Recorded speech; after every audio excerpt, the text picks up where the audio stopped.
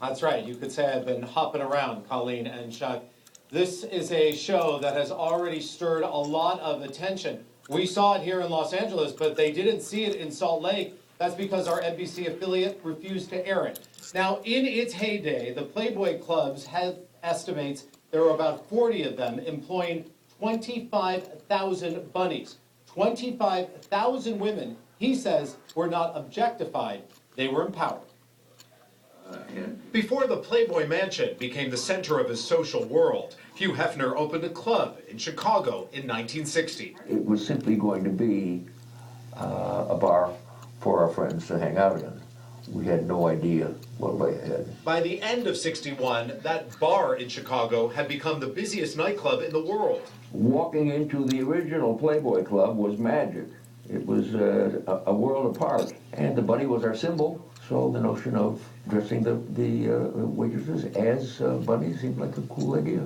But not to everyone. Once you're seen as a bunny, you're finished. Feminist Gloria Steinem, who wrote about her undercover stint as a bunny, is calling for a boycott of NBC's fictionalized television series, The Playboy Club. I have a real regard for Gloria, but she doesn't have great respect for the truth. Bunnies, properly understood, were really pre-feminist feminists.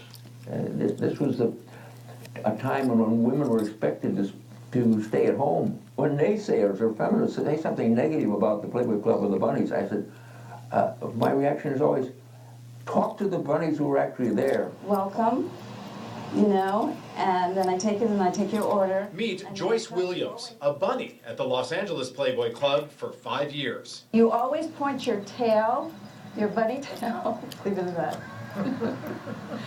towards the person you're serving. And then you go down like this. And you set the drink down, and then you come back up. It's called a bunny dip. Back in 1969, Joyce says her options were limited. During that time, other than airline stewardesses, there were no really glamour jobs for women. You had to have personality, you had to have a pretty face, you had to have some boobs. Look how pretty you were, Joyce. You had to have nice legs. You didn't feel objectified? No, because they had very strict rules about the customers. They could never touch the bunny. Once again, the bunnies are back, and Hef says he has a new audience to thank. But the reality is that women are now fascinated with Playboy in a way that men were before. And why do you think that is? Because I think they've caught up with their own sexuality and don't see Playboy as the enemy anymore. They see it as a part of an exciting part of life.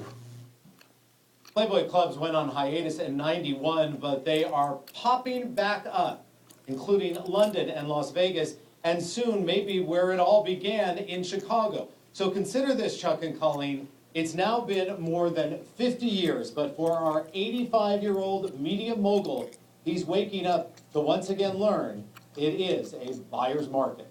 Outside of the Playboy Mansion here in Holmby Hills, I'm Robert Kavase. Let's go back to you.